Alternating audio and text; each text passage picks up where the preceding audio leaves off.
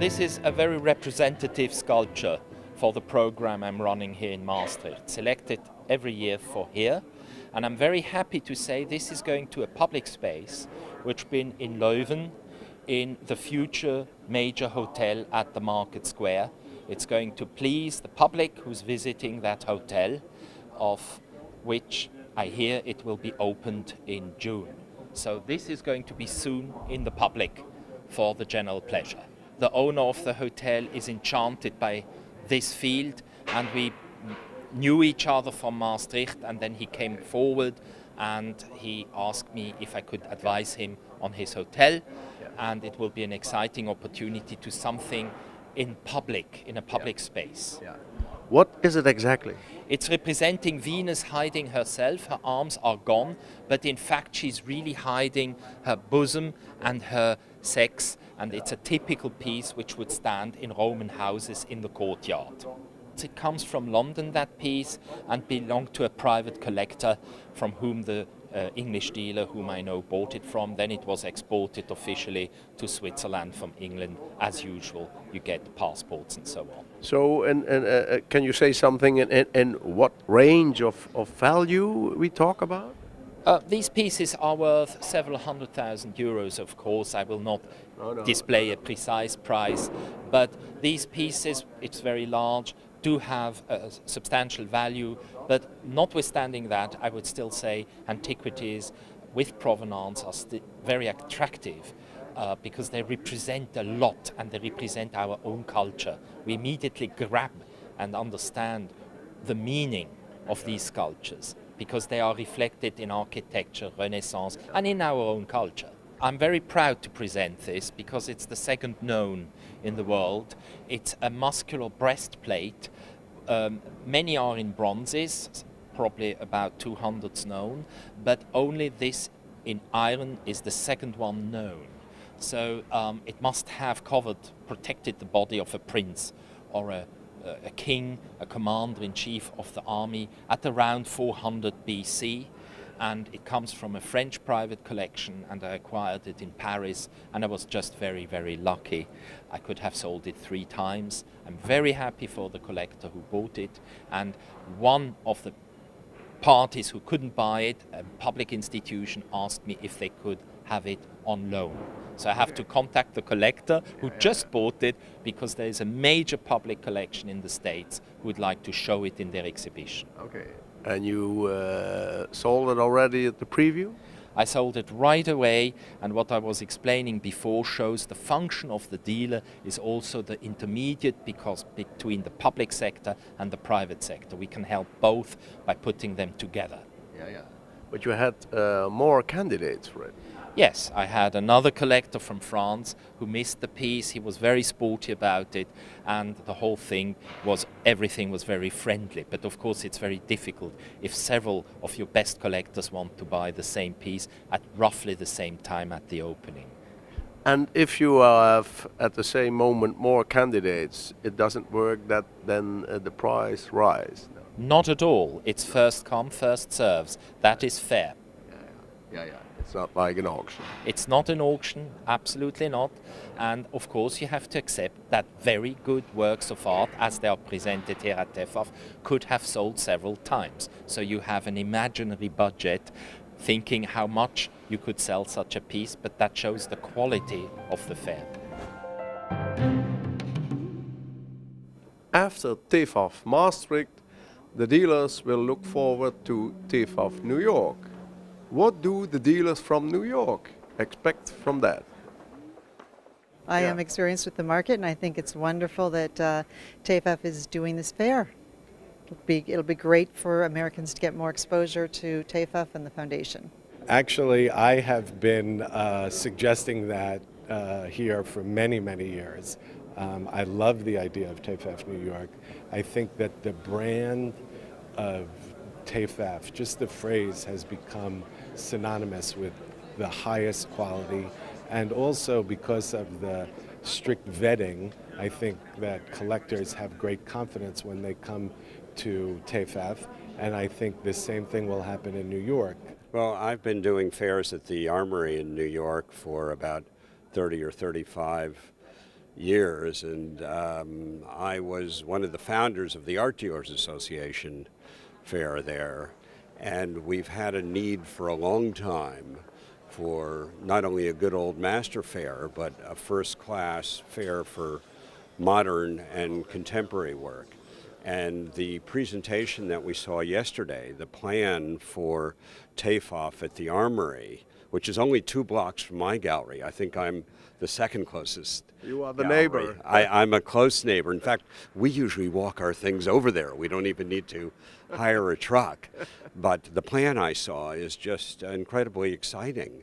I mean, this idea of a second skin and coming around through the side, I think it's going to be such an eye-opener to New Yorkers and to Americans to what a fair can be, people who can't make it here, and I think it should be a tremendous success. The Armory on 67th and Park is literally 100 meters from my gallery, and yet we will exhibit in the Armory because we want to be associated with the TEFAF brand.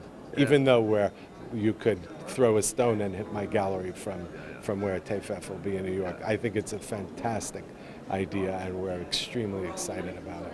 But I think a good reason to be doing that fair is to generate interest in the States for the foundation so that more Americans travel here for this fair. Yeah. And are you experienced with shows in New York, for example, in the Armory? Yes, I have done the one in the fall that was just purchased by TEFAF, so that's a very good show, and I'm sure now it'll be even better. It'll be like a mini Maastricht there. But if you do TEFAF New York, you still will do TEFAF Maastricht? Oh yes, absolutely. It's 2 very different collector bases. Some Americans come here, but many don't. Yeah. Some Europeans come visit us in New York, but many don't. I think we're going to have to work very hard at sustaining it and to making sure that the level of dealers that are admitted into it are just the very highest quality. I think it's very important that the kind of TEFAF dealer that we have here is represented there. Yeah. So that's my reaction. I think it's a very exciting development, and I hope that it does not detract from TEFAF Maastricht, which I still regard as our core fair. Yeah. And you think that it could be possible that it is in a way a threat for Maastricht? Not a threat, but it concerns me some. I mean, I've heard some people say there are only 2,500 Americans now that come to Maastricht, but I can tell you they're very important Americans. Yeah. And since, as we all know, people are captive when they come to Maastricht, that's not the case in New York. I mean, I don't need to say it. You've heard it before. We have the opera, we have many galleries, we have many exhibitions, we have Broadway, we have off-Broadway.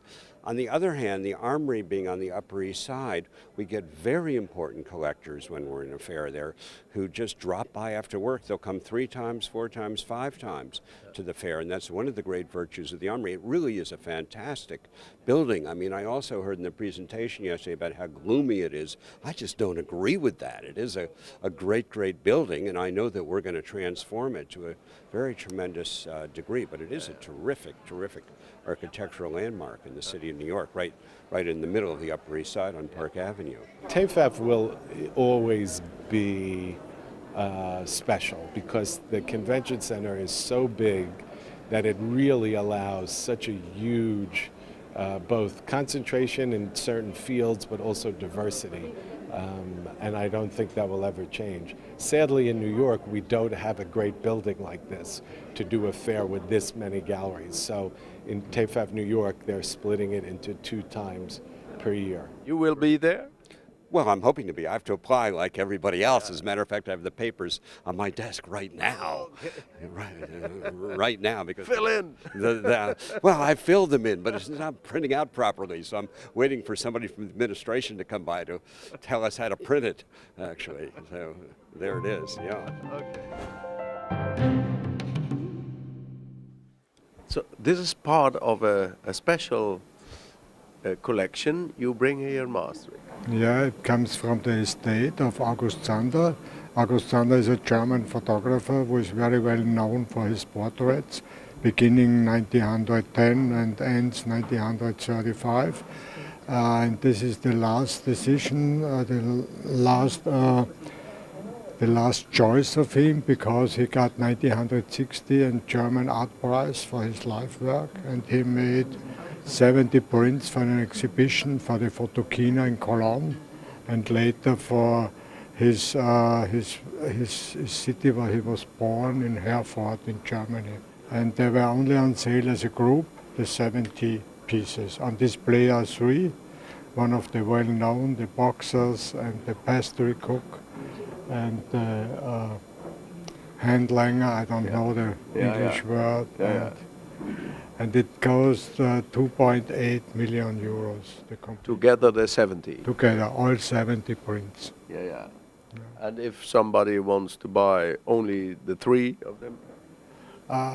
He can buy the 3 and he can put the other 67 on loan to a museum. But it's only possible as group. Because it's the last choice of his life. He died 1964.